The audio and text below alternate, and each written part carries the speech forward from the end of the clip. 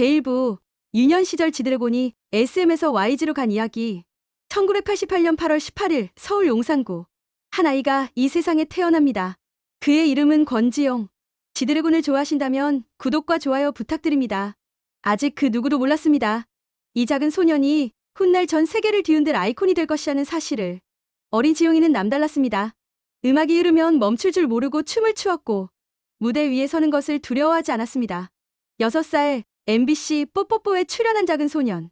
뽀미 누나 옆자리는 항상 그의 차지였습니다.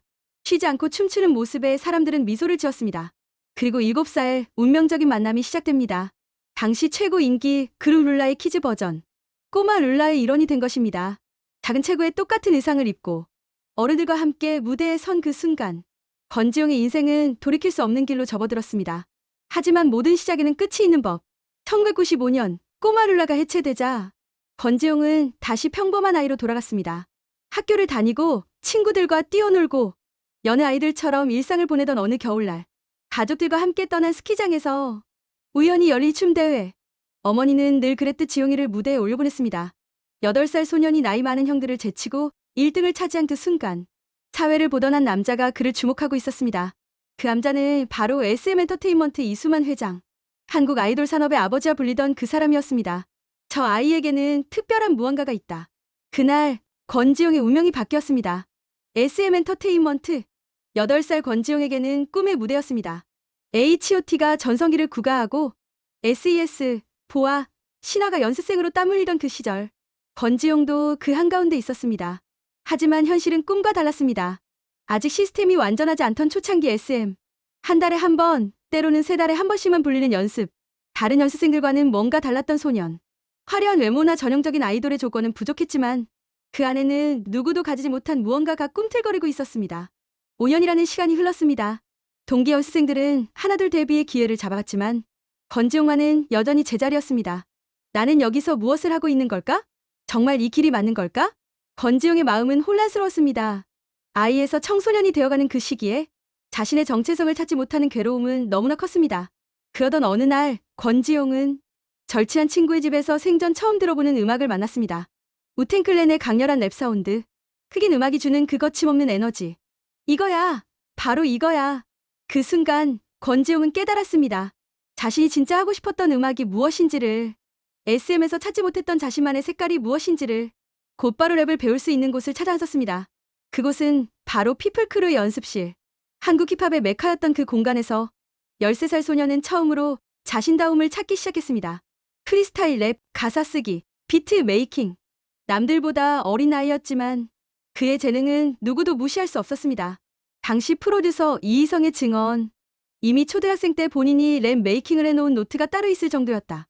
초등학생 같지 않은 표현을 썼다. 그리고 2001년 운명의 순간이 찾아옵니다. 2001 대한민국 힙합 플렉스 앨범 참여 제안. 13세 최연소 래퍼로서 가요계에 첫 발을 내디는 순간이었습니다. 13살 Realize Yourself, 지드래곤이라는 예명으로 발표한 첫 노래에 한국 힙합계는 이 어린 래퍼에게 주목했습니다.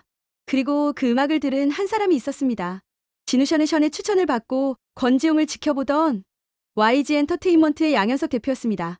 이 아이에게는 진짜 재능이 있다. YG에서 온 제안. 하지만 13세 소년에게는 너무나 어려운 선택이었습니다. 5년간 몸담았던 SM을 떠난다는 것. 다시 처음부터 시작해야 한다는 것. 모든 것이 불안하고 두려웠습니다. 하지만 권지용은 알고 있었습니다. 자신이 정말 하고 싶은 음악이 무엇인지를, 자신이 꿈꾸는 무대가 어디에 있는지를. 2002년 마침내 결심을 굳혔습니다. SM 엔터테인먼트를 떠나 YG 엔터테인먼트로 향하는 13세 소년의 용기 있는 발걸음. 그때 그 소년은 몰랐습니다. 이 선택이 한국 음악사를 바꿀 첫걸음이 될 것이라는 사실을. YG 엔터테인먼트에서의 새로운 시작. 하지만 여기서도 쉽지만은 않았습니다. 6년간의 연습생 생활이 기다리고 있었습니다. 같은 나이의 태양과 함께 밤낮 없이 이어지는 혹독한 훈련. 작곡 수업, 랩 연습, 춤 연습. 내일까지 가사에 곡 붙여와. 이거 샘플링 해와. 매일 반복되는 숙제와 과제들. 하지만 이번에는 달랐습니다. 자신이 정말 원하는 음악을 배우고 있다는 확신이 있었습니다. 데뷔 전부터 페리, 렉시, 세븐, 휘성 등 YG 선배 가수들의 앨범에 참여하며 실전 경험을 쌓아갔습니다. 원래는 태양과 함께 GDYB라는 듀오로 데뷔할 예정이었지만 회사의 계획이 바뀌었습니다. 5인조 아이돌 그룹 빅뱅의 리더로 선발된 것입니다. 처음에는 반대했습니다. 힙합 듀오를 꿈꿨던 두 사람에게 아이돌 그룹은 낯선 영역이었습니다.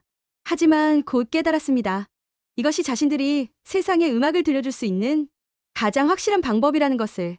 2006년 8월 19일, 드디어 그날이 왔습니다. 빅뱅이라는 이름으로 데뷔를 했습니다. 지드래곤, 태양, 탑 대성 승리. 18세가 된 권지용은 이제 지드래곤이었습니다. 팀의 리더이자 메인 래퍼이자 프로듀서. 첫 싱글 빅뱅으로 세상에 인사한 그들. 하지만 반응은 냉담했습니다. 아이돌답지 않다. 어중간하다는 평가가 이어졌습니다. 18세 리더에게는 너무나 무거운 짐이었습니다. 팀을 이끌어야 한다는 책임감, 성공해야 한다는 부담감, 그리고 무엇보다 자신만의 음악을 증명해야 한다는 절박함. 하지만 포기할 수 없었습니다. 8살 때 스키장에서 품었던 꿈, 13살 때 용기를 내어 선택했던 길. 그 모든 것이 이 순간을 위한 것이었습니다. 2007년 기적이 일어났습니다. 지드래곤이 직접 작곡한 거짓말이 데이트를 친 것입니다. 원래는 자신의 솔로곡으로 준비했던 노래였지만 팀을 위해 기꺼이 내어주었습니다. 리더로서의 희생이자 동시에 프로듀서로서의 자신감이었습니다. 하루하루 마지막 인사, 붉은 노을. 그가 만든 곡들이 하나씩 히트를 치며 빅뱅은 대한민국 최고의 아이돌 그룹으로 자리매김했습니다. 하지만 지드래곤의 꿈은 거기서 끝나지 않았습니다. 팀의 성공도 소중했지만 자신만의 음악 세계를 펼치고 싶었습니다. 마침내 2009년 8월 18일, 자신의 21번째 생일에 첫 솔로 앨범 하트브레이커를 발매합니다. 발매와 동시에 음원 차트를 휩쓸었습니다. 아이돌도 이런 음악을 할 수 있구나. 사람들은 놀랐고 감탄했습니다. 8살 스키장에서 춤추던 소년, 13살 용기를 내어 새로운 길을 선택했던 소년, 18살 팀의 리더가 된 소년, 그리고 21살, 마침내 자신만의 음악을 세상에 선보인 청년. 권지용에서 지드래곤으로, 소년에서 아티스트로. 그의 여정은 이제 막 시작되었습니다. 앞으로 그가 보여줄 음악과 무대, 그리고 세상을 향한 메시지는 과연 어떤 모습일까요?